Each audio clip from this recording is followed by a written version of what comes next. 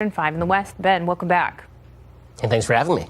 So obviously there are not just senators on the Judiciary Committee eager to hear from Dr. Ford, but voters very curious to see how the court is going to shape up before they cast votes in the midterms. What do you make of these developments tonight?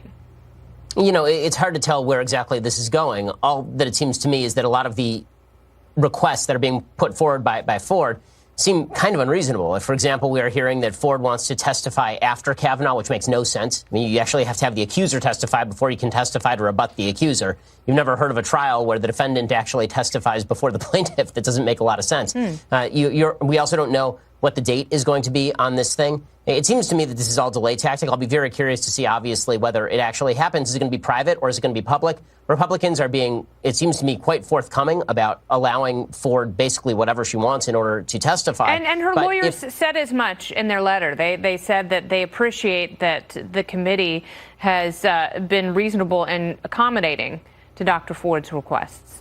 Yeah, and if the Republicans continue to be reasonable and accommodating and Ford simply doesn't testify, at that point you have to assume that a lot of this was a political ploy. Again, what's so frustrating about this is that I think good-hearted people on all sides of the aisle would like to know whether this is a lie or whether it's the truth or whether it's misremembering. Like, the guilt or innocence is what's the key issue here. But because of all of the political manipulation, primarily by Democrats, surrounding this particular issue, it's very difficult to get beyond the partisan hackery. It's difficult to get beyond the feeling that Democrats don't really care very much about establishing guilt or innocence in this case, that this is really just a club with which to beat Brett Kavanaugh and hopefully to win additional votes in the 2018 election. Unfortunately, that's how part of this appears to be shaping up, because, you know, these are serious allegations with very serious ramifications.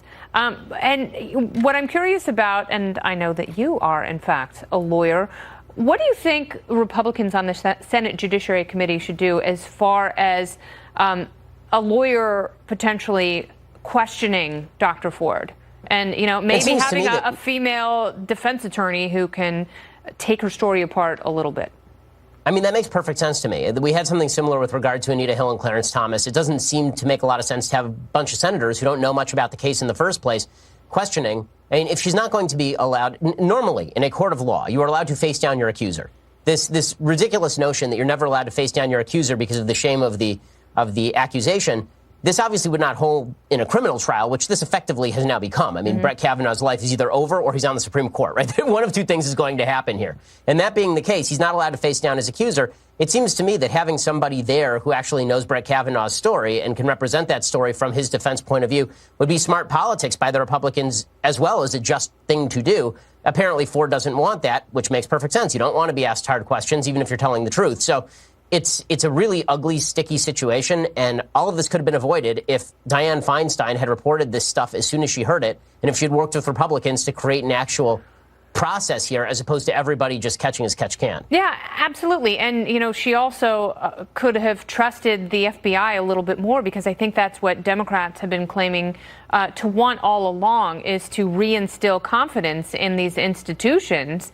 And the FBI would have kept all of this secret and perhaps maybe conducted their investigation a little bit differently. It doesn't really sound like that from their point of view, but I know that there are Democrats that are also questioning Senator Feinstein's motives here. And if I were Dr. Ford, I would be really upset about how all of this has played out, because this has really turned into a worst case scenario for her as well. It's a fiasco, and I think the most ironic thing about the fiasco is that, you remember, there was one Dianne Feinstein who was running for the Senate in 1992 after the Clarence Thomas hearings, and one of her key critiques of her fellow Democrats was that they handled the Anita Hill hearings wrong. They handled the Anita Hill hearings, by the way, almost exactly the way they're currently handling this, under the auspices of Dianne Feinstein. So it again looks like a political manipulation, which is really tragic, I think, for everybody, because, again, the vast majority of people across the aisle, Republicans and Democrats, really only care whether the accusation is true. They're not as interested in Democratic attempts to delay this beyond the election or use it as a cudgel to win votes. Yeah, I don't understand. There's no physical evidence to gather right now. And from the people that we've heard who were supposedly also at the party, they've got no desire to corroborate or testify. So, and unless I've said this the last 3 nights, we've seen so many sexual harassment cases, and we've seen once one accuser comes forward, it either jostles the memories of past victims or they feel emboldened and not alone, and they come out and they basically establish a pattern. We have yet to see that for Brett Kavanaugh. And, that's right. If he did it, it's super gross and it's wrong and he can't deny it and he should answer for it. If he didn't do it, how does he clear his name? That really is the question. We've seen no corroborating evidence. None. The first time this story was ever told to anybody who wasn't her husband was to a psychiatrist 30 years after the fact. We have no contemporaneous accounts. We have no actual evidence that anybody heard about it at the time. We have no actual evidence that anybody who witnessed an event was actually there or can corroborate her account of the events. We have no date. We have no time. We have no location. On the basis of that, we're supposed to say that this guy not only should lose his seat on the Supreme Court, but probably lose his career on the D.C. Circuit Court of Appeals? On the basis of that?